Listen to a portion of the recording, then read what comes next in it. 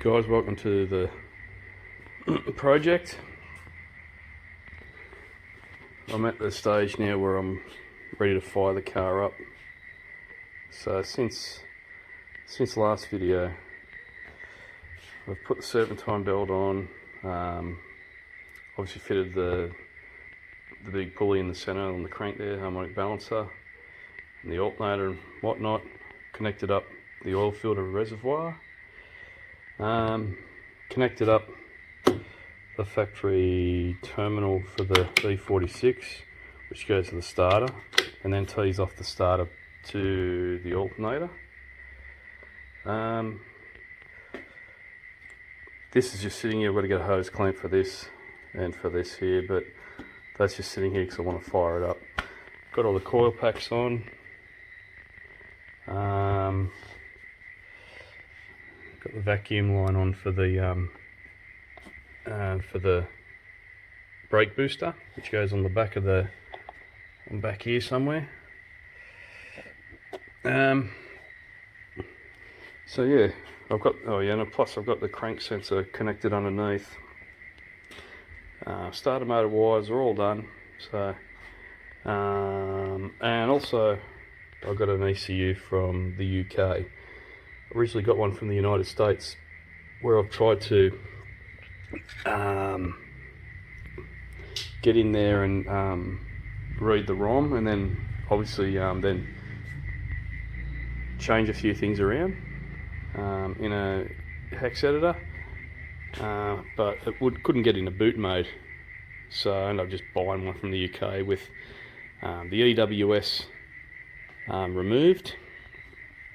It's got a manual transmission set up on it, and it's also got tuned for 98 RON octane fuel, and also got a few other little things there. They said they played around with it basically for the specs I wanted. So 2.5 inch or twin 2.25 inch exhaust, custom headers, cold air intake, and a manual. So this is, I've got the not that you can really see, I've got the pedal box in. That was a mission because the little clutch hose was an absolute pain in the rear end to fit through the firewall. Got a little bodgy AliExpress gear knob and gear gator, boot, whatever you want to call it. So with me quick shift on my T5. So yeah, happy with that. Probably don't like this bit here, how it's chrome. I'll probably paint that satin black or something and put like a nut or something underneath there just to hold it firm, because I can't tighten that anymore. It's as tight as I can get it. It's as far down as I'll go. So, but anyway, I've got a Tomcat sleeping in the back. So pretty much ready to fire it up. I mean, I've got pretty much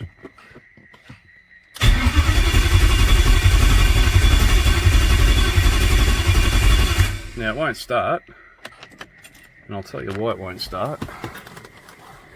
Let me just get out of the car.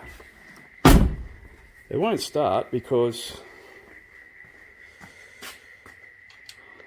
I've got no pressure in the fuel rail. So I've been pushing that every time I put the ignition on. No, it should have a heap of fuel in there. It should come out, should be about 50 psi worth of fuel in that rail, but there's nothing.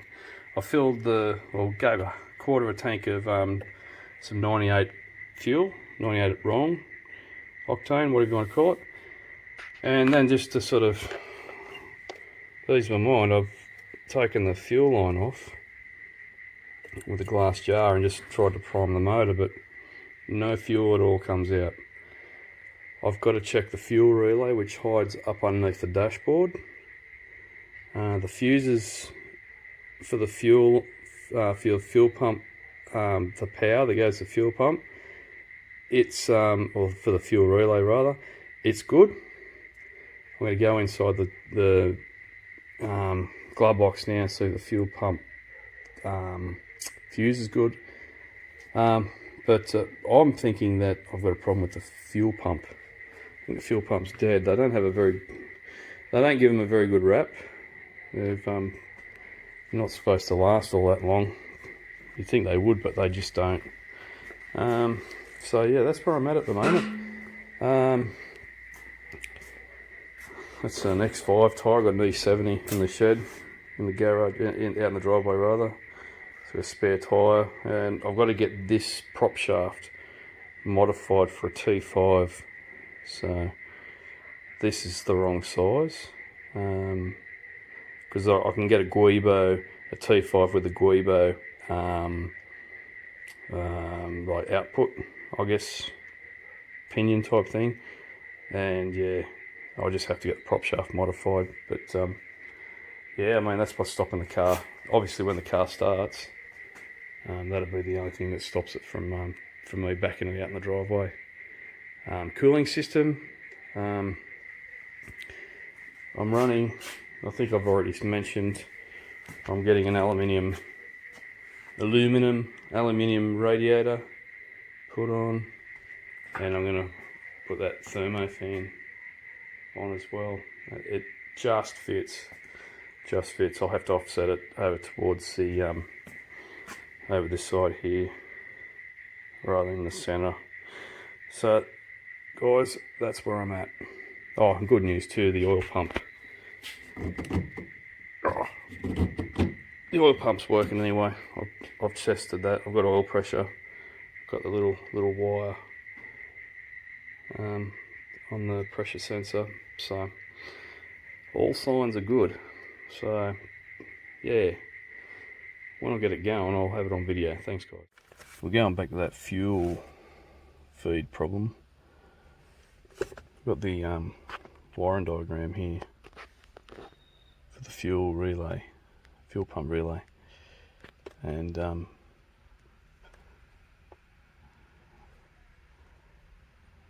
as you can see here, it's supposed to be getting power from F54. That's got power, 12 volts. This one over here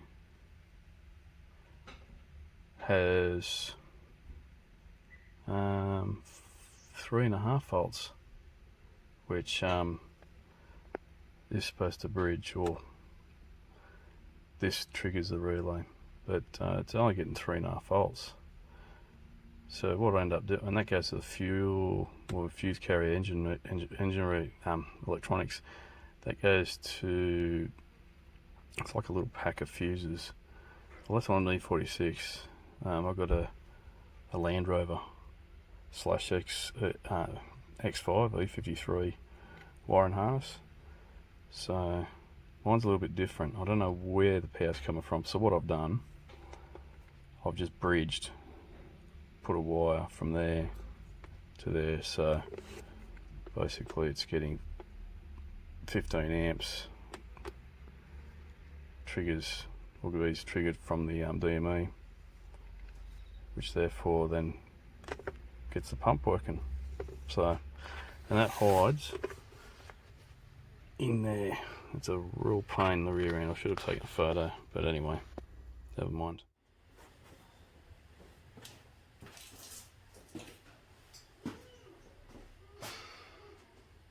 Righto, I've double checked, triple checked everything. We've got fuel pressure now. Got a straight valve, I hope. Yep, there's fuel pressure in there. I'll get to that actually. Tell you exactly what happened there.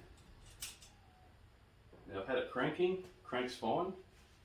I cranked it up so I've got oil pressure. Yeah, let's see how it goes. It's going to be loud.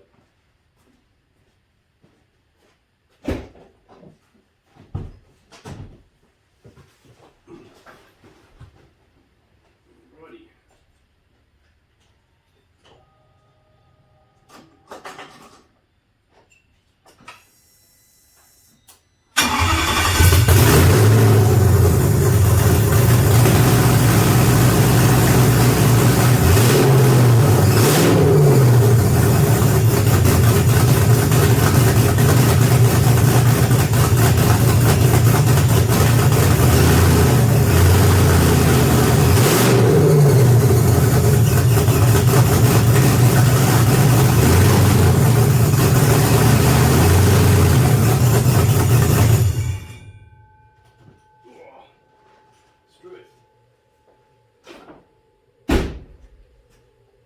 Yeehaw.